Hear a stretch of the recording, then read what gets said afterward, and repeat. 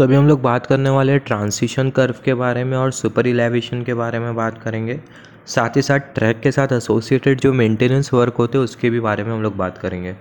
तो सबसे पहले हमें पता होना चाहिए टर्न आउट का मतलब क्या होता है। तो टर्न आउट का क्या रोल होता है उसके बारे में बात करेंगे और उसके टाइप्स के बारे में बात करेंगे। तो यहाँ पर अगर हम लोग देखें रोल ऑफ टर्न आउट, ये जो टर्न आउट होता है वो क्या करता है, ये ट्रेन को बेसिकली एक ट्रैक से दूसरे ट्रैक पर ट्रांसफ़र करने का काम करता है। नाम से पता चल रहा है टर्न आउट।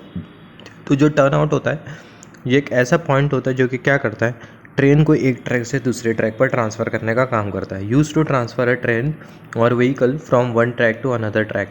अब ये टर्न आउट के कुछ टाइप होते हैं, जैसे कि सिंगल टर्न आउट हो गया, क्रॉस ओवर टर्न आउट हो गया, स्पेशल टर्न आउट हो गया। स्पेशल टर्न आउट में हमारे पास सीजर और डायमंड टर्न आउट होता है, राइट। तो ये turn out type single turn out हो गया, क्रॉस ओवर टर्न आउट हो गया, स्पेशल टर्न आउट में हमारे पास है सीजर और डायमंड टर्न आउट। अब यहाँ पर जैसे कि हमने बात किया था फेसिंग टर्न आउट क्या होता है, ट्रेलिंग टर्न आउट क्या होता है। फेसिंग टर्न आउट ये एक ऐसा टर्न आउट होता है, ये एक ऐसा पॉइंट होता है और इस पॉइंट के रेस्पेक्ट में अगर हम लोग देखें तो दो जो ट्रैक होती है वो डाइवर्ज हो रही होती है। और ट्रेलिंग टर्न आउट ये एक ऐसा टर्न आउट होता है, इसके रेस्पेक्ट में अगर हम लोग देखें जो दो ट्रैक होगी वो हमें मर्ज होते हुए दिखाई देंगी, राइट। हम लोग ऐसा भी बोल सकते हैं facing turn out, train approaches from point two crossing. Facing turn out में क्या होता है, जो ट्रेन है वो बेसिकली पॉइंट से क्रॉसिंग की तरफ जाती है। और ट्रेलिंग टर्न आउट में क्या होता है, जो ट्रेन है वो क्रॉसिंग से पॉइंट की तरफ जाती है। ये भी सिंपल डेफिनेशन है, हम लोग याद रख सकते हैं। फेसिंग टर्न आउट में जो ट्रेन है बेसिकली पॉइंट से क्रॉसिंग जाएंगी, ट्रेलिंग टर्न आउट में जो ट्रेन है वो बेसिकली क्रॉसिंग से पॉइंट जाएंगी, राइट। अभी हम लोग आगे बात करते हैं कर्व के बारे में बात करते हैं। यहाँ पर ये कुछ इस तरीके से हमें कर्व दिखाई दे रही है, ये है कर्व, राइट। ट्रेन जब गोल घूमती है तो ऐसे केस में ट्रेन बेसिकली कर्व से होते हुए जाती है। तो यहाँ पर अगर हम लोग देखें कर्व क्या होता है, in the railway track when any change in the direction और in the grade is require a curve is introduce, right. The curve is use to meet desired alignment and और ग्रेड। Curves can be designated by the radius in meter और by its degree. तो यहाँ से हमने क्या समझा, जो कर्व होती है वो क्या होती है, जब भी ट्रेन अपना डायरेक्शन चेंज करती है, राइट। जैसे कि सीधा सीधा जाते हुए ट्रेन को मतलब राइट में जाना है, राइट। तो ऐसे केस में क्या होगा, जो ट्रैक होगी वो थोड़ी क्या होगी, कर्व होगी, राइट। और हम लोग कर्व को क्यों इंट्रोड्यूस करते हैं, अगर हमें ट्रेन का डायरेक्शन अगर हमें चेंज करवाना हो तो हम लोग कर्व को इंट्रोड्यूस करते हैं, या फिर ट्रेन का डायरेक्शन को चेंज करवाने के लिए हम लोग कर्व बनाते हैं, राइट। और कर्व जब हम लोग बनाते हैं तो ऐसे केस में जो कर्व है उसका हमें रेडियस ऑफ कर्वेचर पता होना चाहिए, और कितने डिग्री से हमने कर्वेचर बनाया ये हमें बहुत अच्छी तरीके से पता होना चाहिए। ये इसलिए पता होना चाहिए क्योंकि जब हमारी ट्रेन स्ट्रेट ट्रैक से कर्व ट्रैक में जाती है तो ऐसे केस में ट्रेन की स्पीड चेंज होती है। साथ ही साथ बेसिकली कुछ फोर्सेस होते हैं जो कि ट्रेन के ऊपर लग रहे होते हैं, जैसे कि सेंट्रीफ्यूगल फोर्स हो गया, सेंट्रीपिटल फोर्स हो गया, राइट। तो ये फोर्सेस को भी हमें कंसिडर करना होता है, जिसके बारे में हम लोग आगे बात करेंगे। तो यहाँ से हमने क्या समझा, ये कुछ पॉइंट से हमने क्या समझा, जब भी हमारी ट्रेन को हमें टर्न करना होता है या फिर हमारी ट्रेन को जब हमें राउंड डायरेक्शन में चलाना होता है तो ऐसे केस में जो ट्रैक होती है उसे हम लोग कर्व जैसा बनाते हैं। और जब हम लोग ट्रैक को कर्व जैसा बनाते हैं तो ऐसे केस में हमें रेडियस ऑफ कर्वेचर पता होना चाहिए, कितने डिग्री का रेडियस ऑफ कर्वेचर हमने लिया है ये हमें पता होना चाहिए। और ये हम लोग इसलिए कंसिडर करते हैं रेडियस ऑफ कर्वेचर, ताकि जो कैंट और जो सुपर इलेवेशन है उसको हम लोग कैलकुलेट कर पाए। आगे बात करेंगे कैंट सुपर इलेवेशन क्या है, या फिर हम लोग बोल सकते हैं जो अलग अलग जो फोर्सेज होते हैं जो कि ट्रेन के ऊपर एक्ट करते हैं जब हमारी ट्रेन कर्व में से जाती है, तो उसको हम लोग इवेल्युएट कर पाए। तो यही रीज़न की वजह से हमें रेडियस ऑफ कर्वेचर ये सब चीज़ें पता होना चाहिए।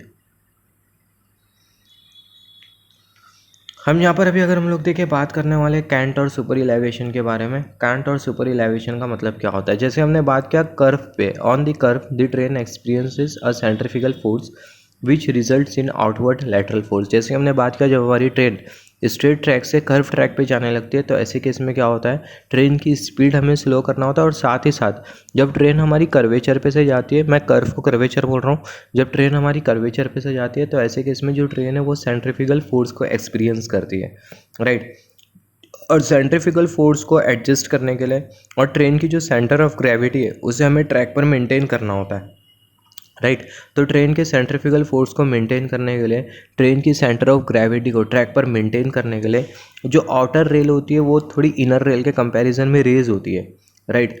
और यहाँ पर ये आउटर रेल इनर रेल के कंपैरिजन में कितनी रेज है, इसी को ही हम लोग क्या बोलते हैं, कैंट बोलते हैं और सुपर इलेवेशन बोलते हैं, राइट। तो कैंट और सुपर इलेवेशन, इससे हमने क्या समझा, जब भी हमारी ट्रेन स्ट्रेट ट्रैक से कर्व ट्रैक पे जाती है तो ऐसे केस में जो ट्रेन है वो सेंट्रीफ्यूगल फोर्स एक्सपीरियंस करती है, और साथ ही साथ ट्रेन का जो सेंटर ऑफ ग्रेविटी होता है वो हमें मेंटेन करना होता है। तो सेंट्रीफ्यूगल फोर्स को मेंटेन करने के लिए और ट्रेन का सेंटर ऑफ ग्रेविटी को मेंटेन करने के लिए जो आउटर रेल होती है वो इनर रेल के कंपैरिजन में थोड़ी रेज होती है, और इसी को ही हम लोग क्या बोलते हैं, कैंट या फिर बोल सकते हैं सुपर इलेवेशन, राइट। तो यहाँ पर ये अगर हम लोग देखें, आउटर रेल इज रेज, जैसे कि हमने बात किया on the curve the train experience a centrifugal force which results in outward lateral force in order to adjust the centrifugal force and maintain the center of gravity at the center of track। जो outer rail होती है, outer rail is raised as compared to inner rail। the amount of lifting of outer rail over inner rail is called as cant or super elevation। जैसे कि हमने बात किया यहाँ पर अभी अगर हम लोग देखें, जब हमारी ट्रेन कर्वेचर पे से जाती है, यहाँ पर अगर हम लोग देखें जो ट्रेन है कर्वेचर पे से जा रही है, कर्व पे से जा रही है, तो यहाँ पर अभी अगर हम लोग देखें, यहाँ पर ये हमें आउटर रेल दिखाई दे रही है। तो यहाँ पर ये जो आउटर रेल हमें जो दिखाई दे रही है थोड़ी मतलब ज़्यादा हाइट पे, और जो इनर रेल है वो कम हाइट पे। तो यहाँ पर ये दोनों का जो डिफरेंस होता है आउटर रेल और इनर रेल, यहाँ पर ये आउटर रेल हमें जो दिखाई दे रही है इनर रेल के कंपैरिजन में कितनी ज़्यादा ऊपर है, इसी को हम लोग क्या बोलते हैं, कैंट या फिर बोल सकते हैं सुपर इलेवेशन। अभी बात करते हैं हम लोग ट्रांसिशन कर्व के बारे में। ट्रांसिशन कर्व का मतलब क्या होता है? Transition curve, it is an easement curve in which degree of curvature and gain in super elevation is uniformly divided throughout its length. ये वो टेक्निकल डेफिनेशन हो गया, इसके भी बारे में बात करेंगे। अगर हम लोग सिंपल वर्ड में समझे, vehicle entering in a curve from straight track to curve और vice versa is subjected to sudden change in centrifugal force. जैसे कि हमने डिस्कस किया, जब हमारी ट्रेन स्ट्रेट ट्रैक से कर्व ट्रैक में जाती है तो ऐसे केस में होता क्या है, हमारी जो ट्रेन है उसमें बेसिकली सडन सेंट्रीफ्यूगल फोर्स क्या होता है, जनरेट होता है, राइट। और ये जो सडन चेंज होता है सेंट्रीफ्यूगल फोर्स में, जब ट्रेन हमारी स्ट्रेट ट्रैक से कर्व ट्रैक में जाती है तो ऐसे केस में जो ट्रेन का जो सेंट्रीफ्यूगल फोर्स होता है उसमें सडन चेंज आता है। और यहाँ पर ये sudden change in centrifugal force के वजह से होता है कि जो पैसेंजर्स होते हैं वो डिस्कम्फर्ट फील करते हैं, राइट। और ये sudden change in centrifugal force की वजह से, सेंट्रीफ्यूगल फोर्स में जो सडन चेंज आ रहा है इसकी वजह से पैसेंजर डिस्कम्फर्ट तो फील करेंगे, और साथ ही साथ जो रोलिंग स्टॉक होता है उसकी भी स्टेबिलिटी को ये मतलब अफेक्ट करता है। रोलिंग स्टॉक मतलब ट्रेन के जो पार्ट्स होते हैं, जो बोगी होती है उसको हम लोग बेसिकली बोलते हैं रोलिंग स्टॉक। बोगी क्या होती है इसके बारे में हमने बात किया था, ट्रेन का व्हील जिस पार्ट में अलाइन होता है उसको हम लोग बेसिकली बोलते हैं बोगी, राइट। तो यहाँ से हमने अब तक के क्या समझा, sudden change in centrifugal force की वजह से जो पैसेंजर और डिस्कम्फर्ट तो फील करते ही है, और साथ ही साथ जो रोलिंग स्टॉक की जो स्टेबिलिटी होती है वो भी क्या होती है, वो अफेक्ट होती है, right. So to provide a smooth entry from straight track to circular track, straight track से सर्कुलर ट्रैक में स्मूथ एंट्री के लिए हम लोग बेसिकली ट्रांसिशन कर्व प्रोवाइड करते हैं, राइट। तो यहाँ से हमने अब तक कि क्या क्या समझा, ट्रांसिशन कर्व क्या होती है, स्ट्रेट, सिंपल वर्ड में हम लोग बोल सकते हैं स्ट्रेट ट्रैक से सर्कुलर ट्रैक में जाने के लिए हम लोग बेसिकली ट्रांसिशन कर्व प्रोवाइड करते हैं, और ये जो ट्रांसिशन कर्व है ट्रेन को स्मूथली रन करवाती है। और अगर हम लोग ज़्यादा टेक्निकली बोलना चाहें तो हम लोग ऐसा बोल सकते हैं, जब हमारी ट्रेन कर्व ट्रैक से स्ट्रेट ट्रैक में जाती है तो ऐसे केस में सेंट्रीफ्यूगल फोर्स में सडन चेंज आता है जिसकी वजह से पैसेंजर डिस्कम्फर्ट फील करते हैं, और जो रोलिंग स्टॉक है उसकी भी जो स्टेबिलिटी होती है वो भी अफेक्ट होती है। और ये रीज़न की वजह से हम लोग ट्रांसिशन कर्व प्रोवाइड करते हैं, जो कि बेसिकली स्मूथ ट्रेन को चलवाती है, स्मूथ ट्रेन को ऑपरेट करवाती है जब हमारी ट्रेन स्ट्रेट ट्रैक से कर्व ट्रैक में जाती है। तो बहुत ज़्यादा अगर हम लोग टेक्निकली बोले, ट्रांसिशन कर्व क्या है, it is an easement curve. ये ईसमेंट कर्व है, ईसमेंट मतलब आसान, जिसमें जो डिग्री ऑफ कर्वेचर और जो गेन इन सुपर इलेवेशन होता है यूनिफॉर्मली डिवाइडेड होता है। तो हम लोग ऐसा भी बोल सकते हैं, बहुत ज़्यादा टेक्निकली बोल सकते हैं, ट्रांसिशन कर्व ऐसी कर्व होती है जिसमें डिग्री ऑफ कर्वेचर और गेन इन सुपर इलेवेशन ये यूनिफॉर्मली डिवाइडेड होता है। फिर उसके बाद अभी अगर हम लोग देखें, अभी हम लोग बात करने वाले बफर स्टॉप के बारे में, अलग अलग स्टॉप के बारे में बात करेंगे। Buffer stop, function of buffer stop, यहाँ पर ये पी वे का मतलब होता है हमारा वही रेलवे, पी वे को हम लोग परमानेंट वे भी बोलते हैं, जिसे रेलवे भी बोला जाता है, राइट। तो ज़्यादा नहीं है, जल्दी डिस्कशन कर लेते हैं। तो अभी हम लोग बात करेंगे बफर स्टॉप के बारे में। जैसे कि हमने बात किया buffer stop, the buffer stop from an integral part of any railway system in that they prevent the rail vehicle from over running the track in the event of an accident और unplanned मैनोवर। तो यहाँ से हमने क्या समझा, जो buffer stop होता है वो क्या होता है, जो बफर स्टॉप होता है, जो बहुत इंपॉर्टेंट या फिर हम लोग बोल सकते हैं बहुत क्रूशियल पार्ट होता है हमारे रेलवे में, राइट। अगर ट्रेन किसी भी रीज़न की वजह से, बफर स्टॉप सबसे पहला करता क्या है, जो बफर स्टॉप है ये ट्रेन को ट्रैक के बाहर जाने देता ही नहीं है। मान लेते हैं हमने ट्रेन को पार्क किया और कुछ सडन मान लेते हैं चेंज आ गया हमारी ट्रेन में, ट्रेन के ऑपरेशन में सडन चेंज आ गया, तो ऐसे केस में होगा कि हमारी जो ट्रेन है वो ट्रैक से आगे जा सकती है। ट्रैक से अगर आगे जा सकती है और अगर हम लोग कुछ स्टॉप अगर नहीं लगाते, स्टॉपेज अगर हम लोग नहीं लगाते, तो ऐसे केस में जो ट्रेन है वो ट्रैक से नीचे उतर सकती है सीधा सीधा जाते हुए। तो यही रीज़न की वजह से हम लोग क्या करते हैं, हम लोग स्टॉपेज लगाते हैं जिसको हम लोग बेसिकली बोलते हैं बफर स्टॉप, राइट। तो जो बफर स्टॉप होता है ये बेसिकली क्या करता है, जो ट्रेन है उसे बेसिकली ट्रैक से उतरने नहीं देता। इन केस अगर ट्रेन का एक्सीडेंट भी हो जाता है तो उसके बाद भी हमारी जो ट्रेन होती है वो ट्रैक पे ही रहती है due to buffer stop, right. There are two types of buffer stop, right. दो तरीके के बफर स्टॉप होते हैं। सबसे पहला अगर हम लोग देखें मेन लाइन रावी मेक, यहाँ पर हमने बेसिकली दो ही तरीके के बफर स्टॉप कंसिडर किया, ऐसे बहुत सारे होते हैं।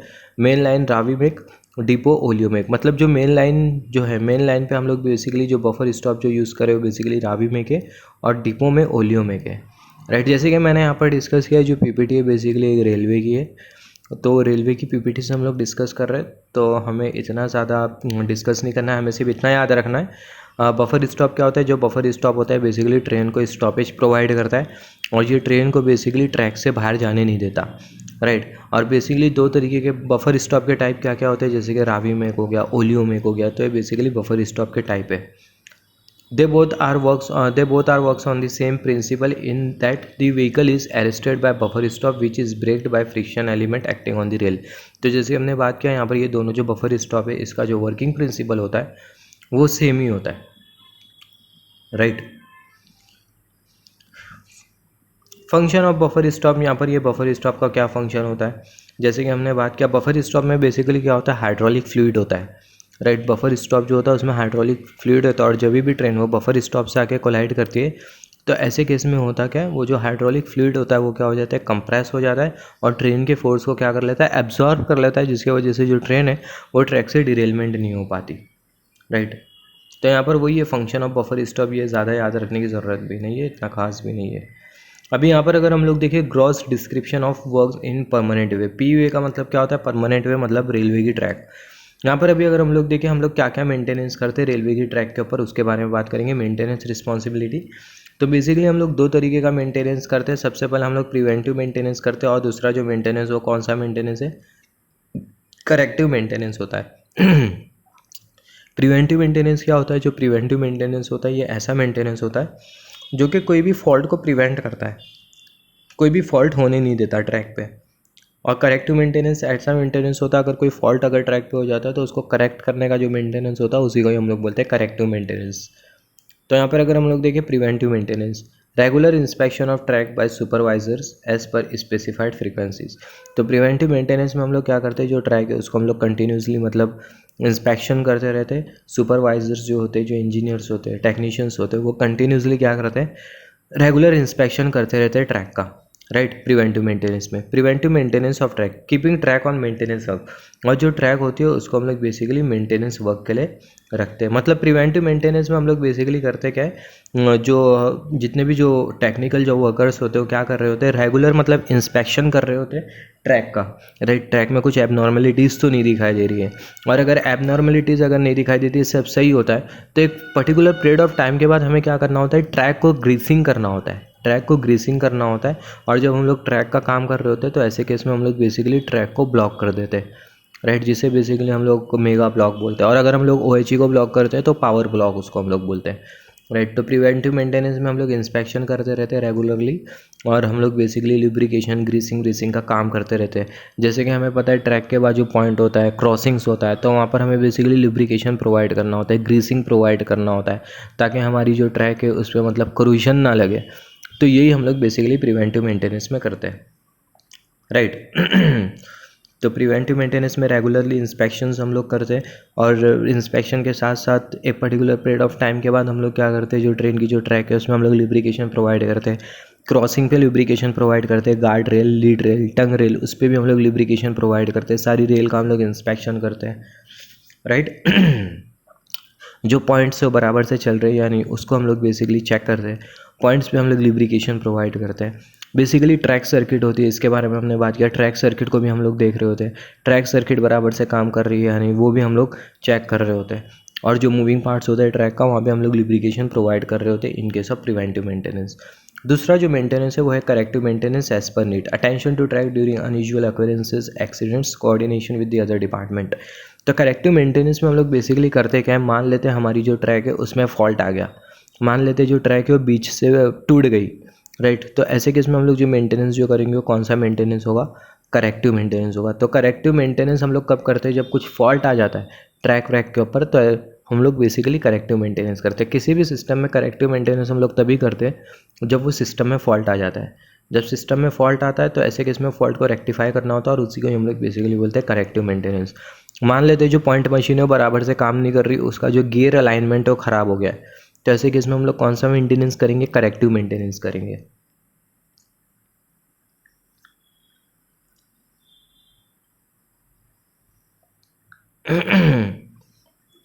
यहाँ पर अभी अगर हम लोग देखें जो मेंटेनेंस के बारे में हमने जो डिस्कस किया, अभी इसके बाद उसके बारे में हम लोग यहाँ पर डिस्कशन करेंगे।